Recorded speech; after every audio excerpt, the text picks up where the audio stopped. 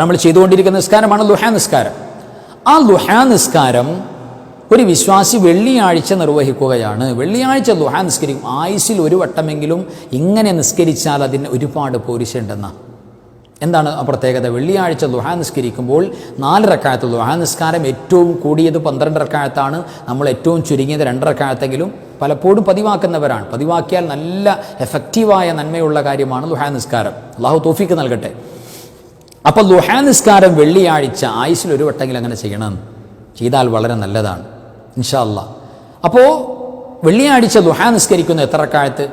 അന്ന് 2 റക്അത്തല്ല, ഒരു 4 റക്അത്ത് ളുഹാ നിസ്കാരം നിർവഹിക്കുന്നു. 4 റക്അത്ത് ളുഹാ നിസ്കാരം നിർവഹിക്കുന്നു. ആ ളുഹാ നിസ്കാരത്തിൽ എന്താണ് അതിൻ്റെ പ്രത്യേകത എന്നറിയോ? 10 സൂറത്തുൽ ഫാത്തിഹ 10 തവണ. ഒന്നാമത്തെ റക്അത്തിലേക്ക് കടന്നു. സൂറത്തുൽ ഫാത്തിഹ എത്ര തവണ? 10 തവണ സൂറത്തുൽ ഫാത്തിഹ. അതേപോലെ തന്നെ ആയത്തുൽ കുർസി 10 തവണ. അതേപോലെ തന്നെ സൂറത്തുൽ കാഫിറൂന് 10 തവണ. ഖുൽ യാ അയ്യുഹൽ കാഫിറൂൻ. അതേപോലെ തന്നെ സൂറത്തുൽ ഇഖ്ലാസ് ഖുൽ ഹുവല്ലാഹു അഹദ് 10 തവണ. സൂറത്തുൽ ഫലഖ് ഖുൽ അഊദു ബിറബ്ബിൽ ഫലഖ് 10 തവണ. സൂറത്തുൻ നാസ് ഖുൽ അഊദു ബിറബ്ബിൻ നാസ് 10 തവണ. ഇത്തരം സൂറത്തുകൾ ഈ കൃത്യം 10 10 10 കണക്കിൽ നമ്മൾ ഓതുക. ഒരു റക്അത്തിൽ, അടുത്ത റക്അത്തിൽ, അങ്ങനെ 4 റക്അത്ത് നിസ്കരിക്കുക. ആ സമയം കണക്കാക്കി നമ്മൾ നിസ്കരിക്കുക. ഒരുപാട് ടൈമൊന്നും വേണ്ട, സമയം കണക്കാക്കി നിസ്കരിക്കുക. ഈ സൂറകളൊക്കെ 10 വീതം പാരായണം ചെയ്യുക. അങ്ങനെ നിസ്കരിക്കുക. സാധാരണ നിസ്കാരങ്ങളെപ്പോലെ സലാം വീട്ടി നിസ്കാരത്തിൽ നിന്ന് ഒഴിവാവുക.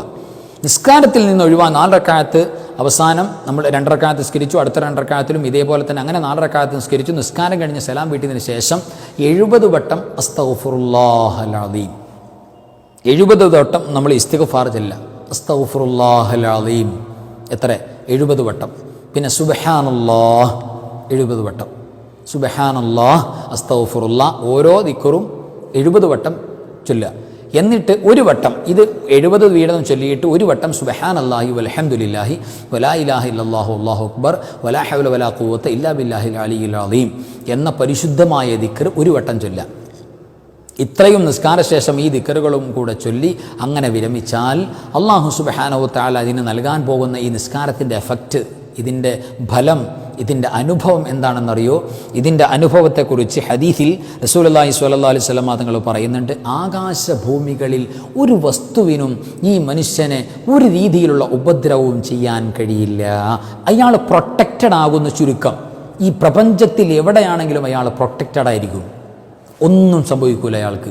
പ്രത്യേകിച്ച് ജിന്നും ഇൻസിൻ്റെ ഭാഗത്ത്, മനുഷ്യൻ്റെയും ജിന്നിൻ്റെയും പൈശാചികമായ, ജിന്നുപരമായ, മാനുഷികപരമായ ഒരു അക്രമവും ഒരു പ്രയാസവും ഇയാളെ പെടുത്താൻ കഴിയില്ല. എന്ന് പറഞ്ഞാൽ അയാളെ ഒന്ന് സിഹർ ചെയ്തിട്ട് തോൽപ്പിച്ച് കളയാമെന്ന് വിചാരിച്ചാൽ ആ സിഹർ പോലും അയാൾക്ക് ഏൽക്കുകയില്ല.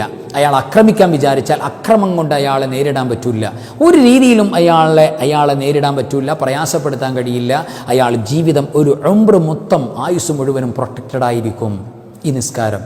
അപ്പോൾ ളുഹാ നിസ്കാരം പ്രിയപ്പെട്ടവരെ, ആയുസ്സിൽ ഒരു വട്ടമെങ്കിലും ഇങ്ങനെ നിസ്കരിക്കൽ ഏറ്റവും പ്രധാനപ്പെട്ടതാണ്, നല്ല അമലാണ്.